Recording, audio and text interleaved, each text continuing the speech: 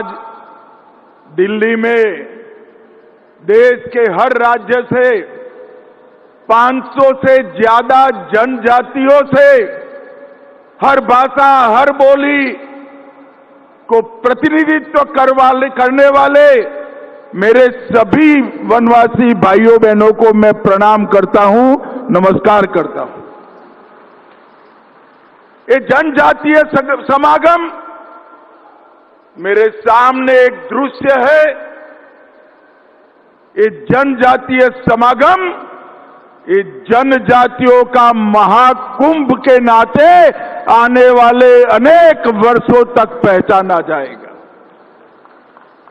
भाइयों बहनों, मैं आज यहां पर आया हूं तब गणेश राम जी भगत और से सत्येंद्र सिंह जी को कहना चाहता हूं, आपने जो पहचान का आंदोलन, जनजातियों को एकत्रित करने का आंदोलन, जनजाति संस्कृति को सुरक्षित करने का आंदोलन चलाया है, ये भगवान बिरसा मुंडा के उल गुलान के बाद सबसे पहला जनजाति आंदोलन है जो समग्र देश को एक करता है। आज यहां पर देश के सुदूर अंचलों से पारंपरिक वेशभूषा में अपने अपने वाद्य यंत्रों के साथ, अपनी संस्कृति के गीत के गानों के साथ जब आप आए हैं, मैं निश्चित रूप से कहता हूं, मैंने तो कभी जीवन में भगवान बिरसा मुंडा को नहीं देखा है, परंतु आज मेरे सामने भगवान बिरसा मुंडा साक्षात उपस्थित हुए हैं। मैं आप सभी को प्रणाम करता हूं। और ये वर्ष भगवान बिरसा मुंडा के 150वीं जयंती का वर्ष है और आज सिद्धू कान्हो, बाबा तिलका मांझी, वीरांगना रानी दुर्गावती, शहीद वीर नारायण सिंह, जननायक टाटिया भील, कोमाराम भील, गोविंद गुरु और मणिपुर नागालैंड की रानी मां के सभी वंशज आज यहां उपस्थित है। मैं आप सभी को प्रणाम करता हूं। मित्रों, मध्य प्रदेश और गुजरात के भील और मुंडा, छत्तीसगढ़ के गोंड कोलाम, झारखंड ओडिशा से संथाल उरांव, उत्तर पूर्व से बोडो, कार्बी, डिमासा, खासी, गारो, चकमा और आंध्र प्रदेश के चेंचू तक के सभी भाइयों बहनों का मैं हृदय पूर्वक स्वागत करता हूं। मैं आज इस बात को भी स्वीकार करता हूं, जब गणेश राम जी और सत्येंद्र सिंह जी मुझे निमंत्रण देने के लिए आए, कोई कठिनाई थी ये तिथि को लेकर। मैं मन में सोच रहा था जाऊं न जाऊं, मगर आज मैं यहां आया हूं। मैं दोनों संगठनों को बहुत बहुत आभार व्यक्त करना चाहता हूं कि मेरे जीवन में ये अद्भुत दृश्य देखने का आपने मुझे अवसर दिया है। मित्रों, आज जिस दिन हम मिल रहे हैं वो वर्ष भगवान बिरसा मुंडा की 150वीं जयंती का वर्ष है। उल गुलान आंदोलन, जिसने अंग्रेजों को जमीन बताने का काम किया था, उस वक्त कोई संचार की सुविधा न होने के बावजूद झारखंड से लेकर गुजरात तक और पूरे भारत में जनजातियों को यही हमारा देश है, हमारा धर्म ही सच्चा धर्म है और हमारे जंगल पर किसी का कब्जा नहीं हो सकता। ये संदेश भगवान बिरसा मुंडा ने पहुंचाया। ये जो जल है, जंगल है, पहाड़ी है, ये हमारे वनवासियों भाइयों के लिए आस्था का केंद्र है, आजीविका का साधन भी है और उनकी अस्मिता और संस्कृति का संरक्षण करने वाला अभेद किला भी। और आज सबसे बड़ा सस्टेनेबल मॉडल दुनिया में कोई है तो हमारी जनजातियों ने बनाया हुआ मॉडल है और हम इसकी सुरक्षा के लिए हम आगे आए हैं। सभी जनजातियों ने कोई लिखित नियम के बगैर विविधता में एकता और एकता में विविधता इसके मंत्र को चरितार्थ करने का काम किया है। भाइयों बहनों, मैं यहां आया हूं तब आपको ये बताने आया हूं कि हमारे संविधान निर्माताओं ने हर व्यक्ति को अपने मूल धर्म में स्वमान के साथ जीने का अधिकार दिया है। लोभ, लालच, जबरन कोई किसी का धर्म परिवर्तन नहीं कराने से। और मैं मानता हूं आज जो वनवासी कुंभ यहां पर है वो अगर ठान कर जाता है हमारा जो भी धर्म है, वनवासी अनेक प्रकार की आस्थाओं से अपना जीवन ज्ञापन करते हैं और उसी आस्थाओं से प्रकृति की पूजा करते हैं और यही प्रकृति की पूजा हमें सनातन धर्म के साथ जोड़ती है। हमारा जो धर्म है इसकी रक्षा करने का संकल्प आज दिल्ली के इस मैदान से लेकर जाना है और वो ही हमें हमारी संस्कृति के साथ भी जोड़कर रखेगा और हमारे देश के साथ भी जोड़कर रखेगा। जो हमें भेद पैदा करना चाहते हैं उनको मालूम नहीं है हजारों साल पहले त्रेता में भगवान राम ने सबरी के झूठे बेर खाकर हमें बहुत अच्छे तरीके से समझा दिया है कि हम सब एक हैं। उनको मालूम नहीं है कि निषाद राज को जब छोटी सी मदद करी स्वयं प्रभु श्री राम ने निषाद राज के गंगा जी के पानी से पैर धोकर वनवासियों का सम्मान करने का काम किया था, जनजातियों का सम्मान कर। ये जो भेद पैदा कर रहे हैं इनको आज का ये हमारा सम्मेलन और लाखों की संख्या में उपस्थित जनजातियां ये उनके लिए एक बहुत बड़ा संदेश।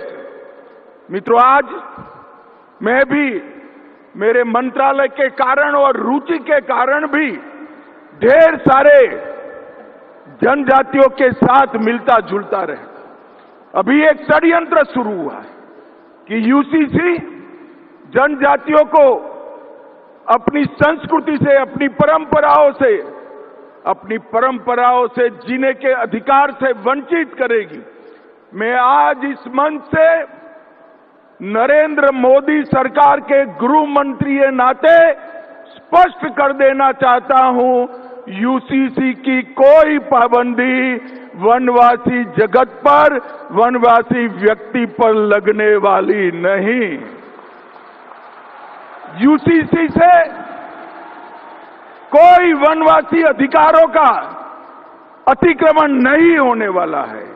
2 राज्यों में जहां भारतीय जनता पार्टी की सरकारें हैं, हमने यूसीसी को लागू किया है।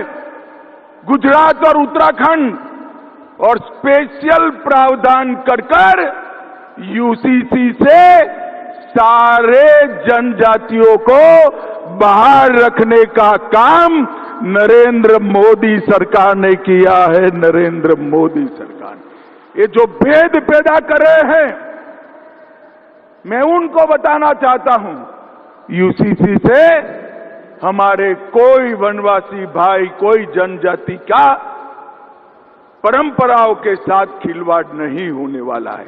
और ये संदेश लेकर आप गांव-गांव में जाइए, आपके अंचलों में जाइए, पहाड़ों पर जाइए, वन में जाइए और सभी जनजाति समाज को जागरूक करिए कि हम यूसीसी से डरने की जरूरत नहीं है।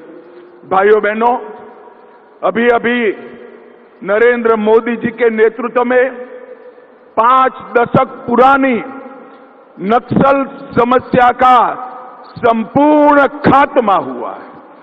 मैं आज इस जनजाति समारोह में, जनजातियों के कुंभ में गर्व से कह सकता हूं कि आज हमारा देश नक्सल समस्या से पूर्ण रूप से मुक्त हो गया है। और ये जो लोग वनवासी समाज का, जनजातियों का विकास रोककर बैठे थे, 40,000 से ज्यादा जनजातीय लोगों का हत्या किया गया, मारे गए, वो समस्या हम पूर्ण रूप से मुक्त कर रहे हैं। और एक जमाने में जहां नक्सलियों से लड़ने के लिए हमारे सुरक्षा बलों के कैंप लगे थे, हमने उसमें से 70 कैंपों को शहीद वीर गुंडाधूर सेवा डेरा जन संविदा केंद्र में बदलने का काम नरेंद्र मोदी सरकार ने किया। और अब समय शुरू हो रहा है जनजातीय क्षेत्रों के, पहाड़ों के, जंगल के अंदर विकास का। मित्रों, भारतीय जनता पार्टी शुरुआत से जनजाति कल्याण में मानती है। जब तक भारतीय जनता पार्टी के नेता अटल जी प्रधानमंत्री नहीं बने, जनजाति कल्याण मंत्रालय नहीं था। अटल जी ने जनजाति कल्याण मंत्रालय बनाकर जनजातियों के विकास की शुरुआत की। और परिणाम देखिए, उसको मोदी जी ने आगे बढ़ाया। अभी बंगाल का चुनाव हुआ, जरा जोर से ताली बजाइए। 16 की 16 सीटें, ट्राइबल रिजर्व सीटें भारतीय जनता पार्टी जीत कर आई है। और नरेंद्र मोदी जी ने एक प्रकार से जनजाति कल्याण को आगे बढ़ाने का काम किया है। मैं आज इस मंच से ये जनजाति महाकुंभ को कहना चाहता हूं, कांग्रेस के जमाने में जनजातियों के कल्याण का कुल बजट 28,000 करोड़ था। जरा जोर से बोलिए, कितना था भाई? 28,000 करोड़। जोर से बोलिए, कितना था? और नरेंद्र मोदी जी ने उसको 1,50,000 करोड़ तक बढ़ाने का काम। यह बताता है कि हम जनजातियों के कल्याण को समर्पित सरकार। देश की आजादी के 76 साल तक देश के सर्वोच्च पद पर, राष्ट्रपति पद पर कभी जनजाति का कोई व्यक्ति बैठा नहीं था। नरेंद्र मोदी जी ने गरीब संथाल परिवार से आ रही द्रौपदी मुर्मू जी को महामहिम द्रौपदी मुर्मू बनाकर समग्र ट्राइबल समाज का कल्याण करने का। अटल जी के समय में ही झारखंड और छत्तीसगढ़ जनजाति बहुल राज्य बने, और आज हमारे यहां ओडिशा में भी जनजाति का मुख्यमंत्री है और छत्तीसगढ़ में भी जनजाति का मुख्यमंत्री है। ये हमारी पॉलिसी को बताता है। भाइयों बहनों, अभी हमारे अध्यक्ष जी पेशा कानून की बात कर रहे थे। मैं इतना ही कहना चाहता हूं कि पेशा कानून के लिए भारत सरकार ने एक पैसा सेल बनाया है। 1 लाख से अधिक मास्टर ट्रेनर्स बनाए हैं। पेशा के नियमों को, उसकी गाइडलाइनों को संथाली, गोंडी, भीली, मुंडारी ऐसी अनेक जनजाति भाषाओं में अनुवाद किया है। पेशा ग्राम पंचायत विकास योजना पोर्टल बनाकर इसकी रियल टाइम मॉनिटरिंग करने का काम हमारे भारतीय जनता पार्टी की सरकार ने किया है। और मैं आज निसंकोच कह सकता हूं कि मध्य प्रदेश का पेशा कानून का मॉडल एक आइडियल मॉडल है और भारतीय जनता पार्टी की सभी सरकारें इसको आगे बढ़ाने का काम कर रही है। भाइयों बहनों, विकास के लिए अनेक बड़ी योजनाएं, 722 Eklavya model school, PM Jan Dhan योजना के तहत अति पिछड़े कमजोर जनजाति समूहों के लिए पीएम जन घर और इसके साथ हर जनजाति परिवार के लिए रहने का मकान में बिजली, नल से जल, 5 किलो मुफ्त अनाज और 5 लाख तक का हर महीने प्रति व्यक्ति प्रति माह खाने का राशन देने का काम हमारे नेता नरेंद्र मोदी जी ने किया है। मित्रों, ये आज आपका जो आंदोलन है, आपका जो ये पुरुषार्थ, ये इस समय का उल गुलान है। यही आंदोलन आने वाले दिनों में हमें बचाकर भी रखेगा, हमारी धरती से भी जोड़कर रखेगा, हमारी संस्कृति से भी जोड़कर रखेगा, हमारे धर्म को भी जोड़कर रखेगा। और यही आंदोलन पूरे देश को मजबूत करने के लिए एक बहुत बड़ी नींव डालने का आज काम कर रहा है। इसलिए मैं आज यहां पर दोनों संगठनों को, जनजाति सुरक्षा मंच और वनवासी कल्याण आश्रम, दोनों की बुरी प्रशंसा करना चाहता हूं कि आपने आंदोलन से भारत को मजबूत करने का काम किया है। वनवासी कल्याण परिषद ने, मैं तो गुजरात से आता हूं, मुझे मालूम है, अनेक दूर सुदूर के क्षेत्रों में सेवा का यज्ञ मूक सेवक की तरह चालू रखा है। ठक्कर बापा से प्रेरणा लेकर और बाला साहब देशपांडे जी के साथ इसकी स्थापना का काम 1952 में किया और तू और मैं एक रक्त है, इस सूत्र के साथ देश को मजबूत करने का एक आंदोलन का आगाज किया। आज इसी का परिणाम है वनवासी कल्याण आश्रम और जनजाति सुरक्षा मंच दोनों के तत्वाधान में एक विशाल कुंभ मैं यहां देख रहा हूं और मुझे पूरा विश्वास है हमारी संस्कृति, हमारी भूमि, हमारी धर्म को सुरक्षित करने के लिए ये महाकुंभ बहुत बड़ा काम करेगा।